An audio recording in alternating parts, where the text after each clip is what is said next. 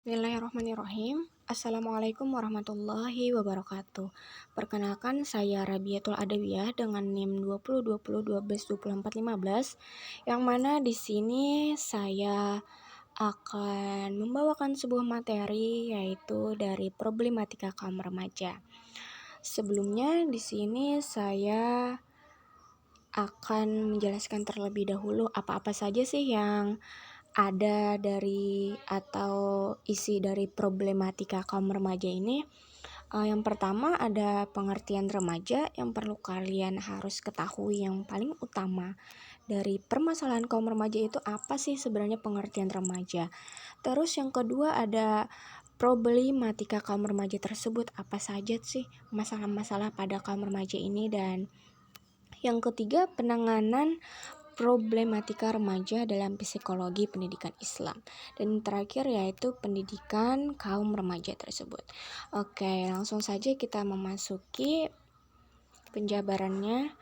Yang pertama ada pengertian remaja kan.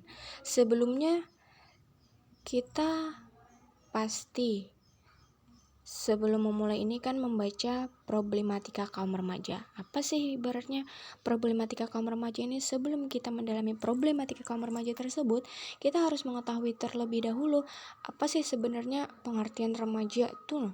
Remaja itu apa sih?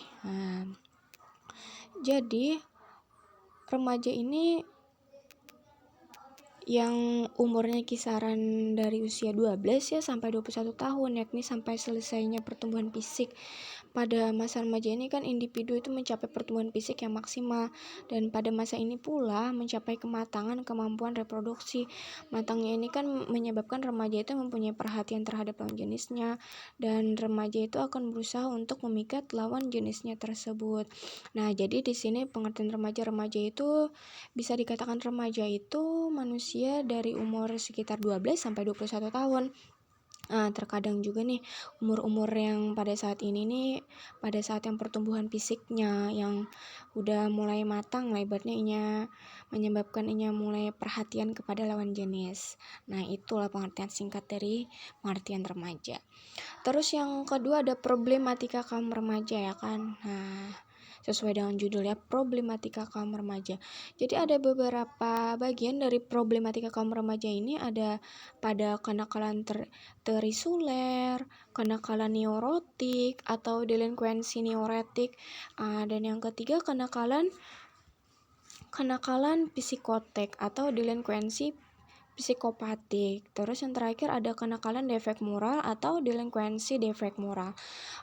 Kita akan membahas satu persatu ya. Yang pertama ada kenakalan terisuler. Di sini kenakalan terisuler ini ialah merupakan kenakalan yang jumlah terbesar nih dari remaja nakal, karena pada umumnya mereka ini tidak menderita kerusakan psikologis perbuatan nakal. Mereka itu didorong oleh faktor-faktor, ada beberapa faktor nih yang menyebabkan remaja tersebut memiliki kenakalan terisuler atau delinkuensi terisuler tersebut. Yang pertama ada keinginan meniru dan ingin bekerja sama dengan gengnya, itulah.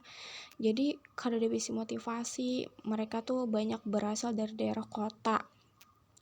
Terus pada umumnya remaja yang seperti ini tuh berasal dari keluarga yang berantakan, tidak harmonis, atau bisa disebut dengan broken home mungkin ya. Remaja yang seperti ini itu dibesarkan dalam keluarga tanpa atau sedikit sekalipun mendapatkan supervisi dan latihan kedisiplinan yang teratur. Di sini tuh maksudnya remaja ini kan dibesarkan dari keluarga yang kurang mampu mungkin lah, jadi menyebabkan ini itu kayak nakal atau kayak kadet terarah jadinya. Nah, itulah pembagian atau dari pengertian kenakalan anak dari terisuler ini. Terus yang kedua ada kenakalan neurotik nih. Pada umumnya ya, remaja nakal ini kan menderita gangguan kejiwaan yang cukup serius, antara kayak cemas, tuh merasa kada aman, merasa bersalah atau berdosa kayak itu. Jadi dari kenakalan neurotik ini mempunyai ciri-ciri lagi nih, beda lagi seperti kenakalan terisuler tadi. Jadi ada anak yang mempunyai kenakalan neurotik ini mempunyai ciri-ciri tersendiri, yaitu nakalnya itu bersumber dari psikolog yang sangat dalam dan bukan hanya berupa adaptasi pasif ya. Namun perilaku kriminal mereka itu merupakan ekspresi dari konflik batin yang belum terselesaikan. Biasanya remaja ini melakukan kejahatan seorang diri dan mempraktikkan jenis kejahatan tertentu, misalnya suka memperkosa kemudian membunuh korbannya. Nah, jadi anggapannya kenakalan neurotik ini kayak memang nakal psikolognya, nakal di dalamnya kayak itu. Nah, ibaratnya inya tuh kayak mempunyai masalah batin, masalah dalam, jadinya tuh kayak bisa meluapkan kejahatannya itu seperti memperkosa tadi. Nah, jadinya untuk menutupi kesalahan karenanya berbuat kenakalan memperkosa orang, jadi dia membunuh. Nah, inilah kenakalan neurotik ini. Ini ditekankan sebab psikologis anak tersebut ya di dalam permasalahan di dalam. Sudah pastilah anak nakal, remaja nakal ini kan banyak yang berasal dari kalangan menengah, namun pada umumnya keluarga mereka itu mengalami banyak ketegangan emosional yang parah, atau orang tuanya biasa juga neurotik atau psikotik. Terus yang ketiga ada pada kenakalan psikotik.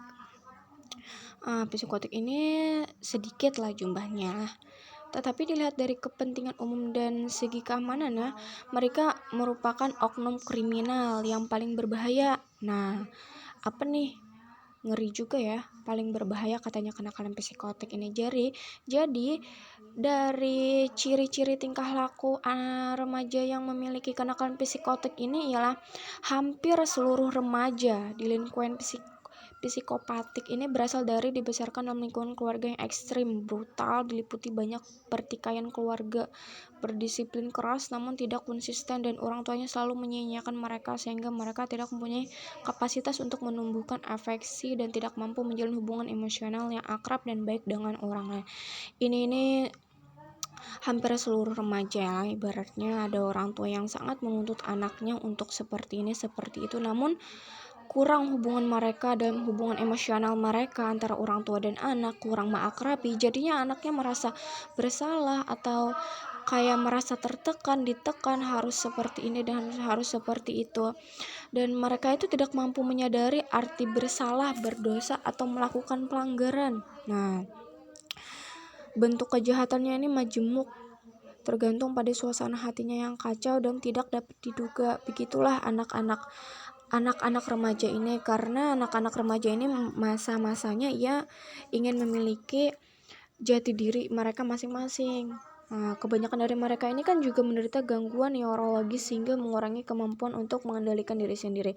Nah, banyak juga kan karena anak masa remaja ini kayak kurang kendali dalam dirinya, jadinya mempunyai kada terolah lagi, kayak apa, hendak marah akan ke mana secara moralnya, secara fisiknya, secara sosialnya bersikap kasar, kurang wajar jadinya, dan sadis lah ibaratnya terhadap siapapun tanpa sebab. Nah, itulah kenakalan dari psikotik ini. Dan yang terakhir ada kenakalan defek moral.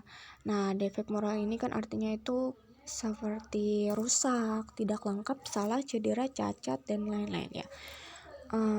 Jadi kenakalan defek moral ini kayak selalu melakukan tindakan antisosial, terdapat kelemahan pada dorongan instinktif yang primer.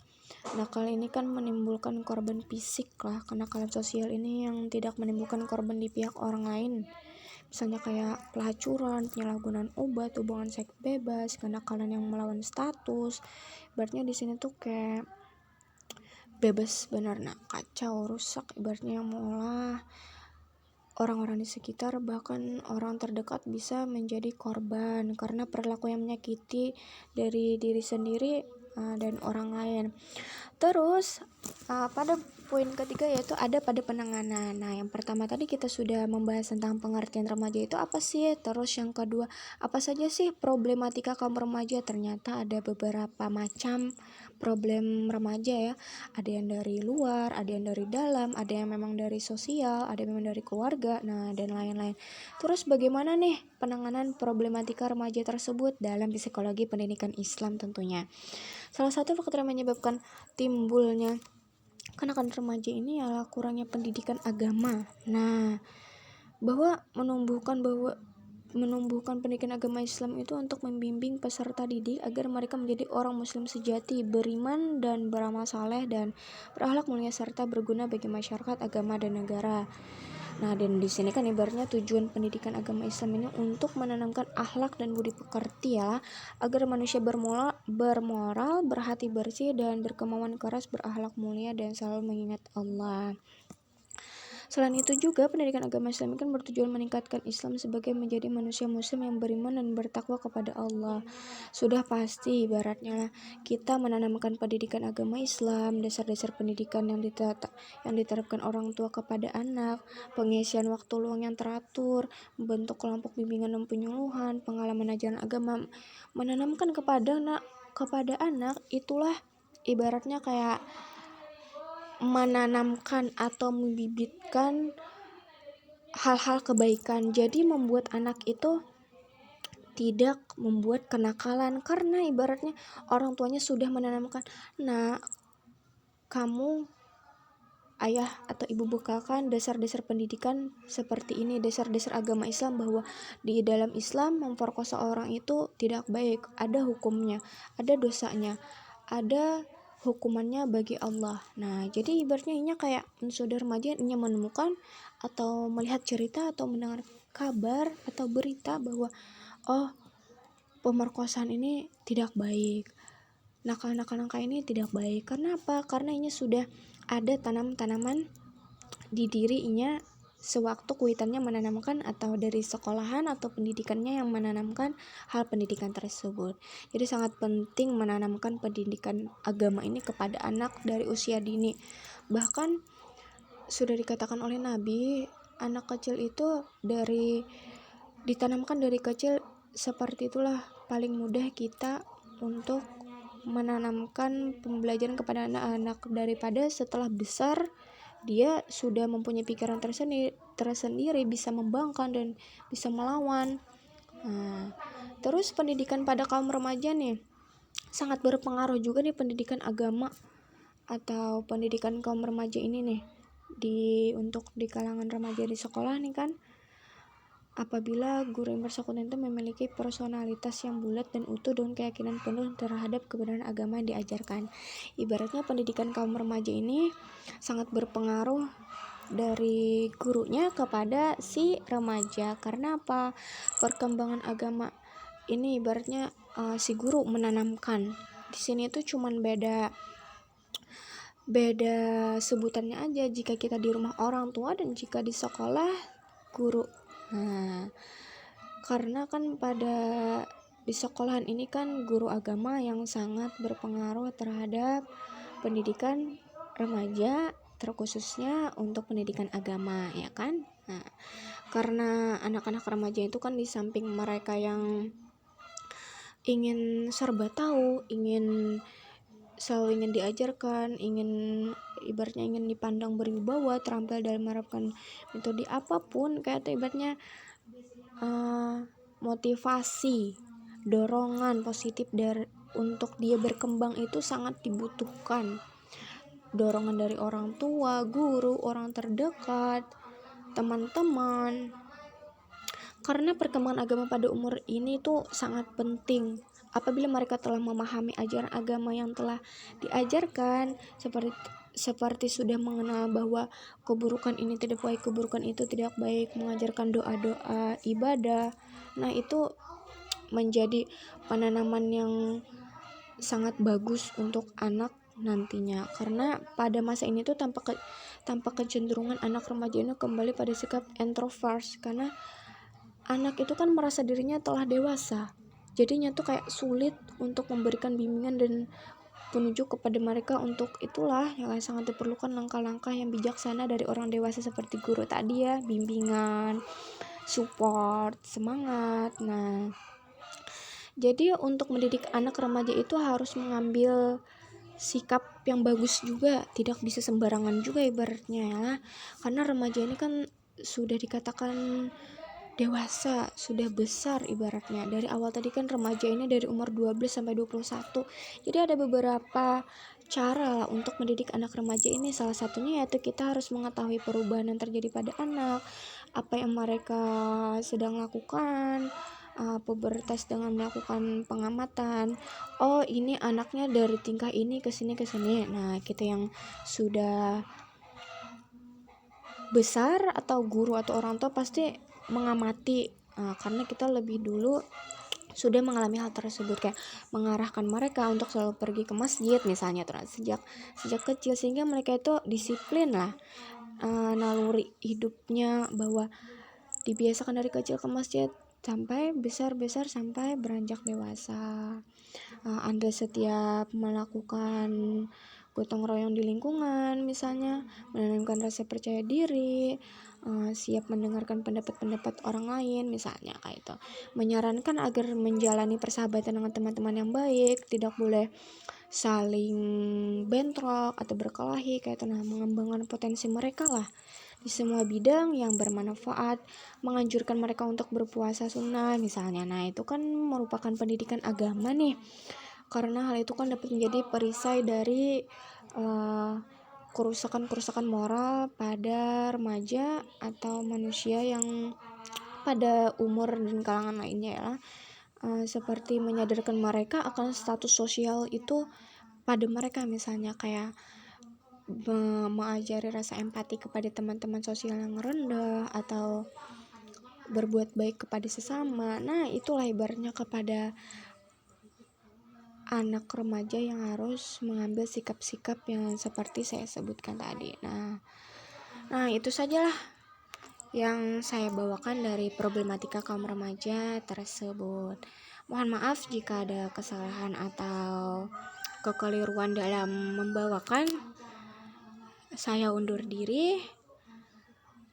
Mohon maaf jika ada kesalahan. Minta rela minta ridho. Saya akhiri dengan wassalamualaikum warahmatullahi wabarakatuh.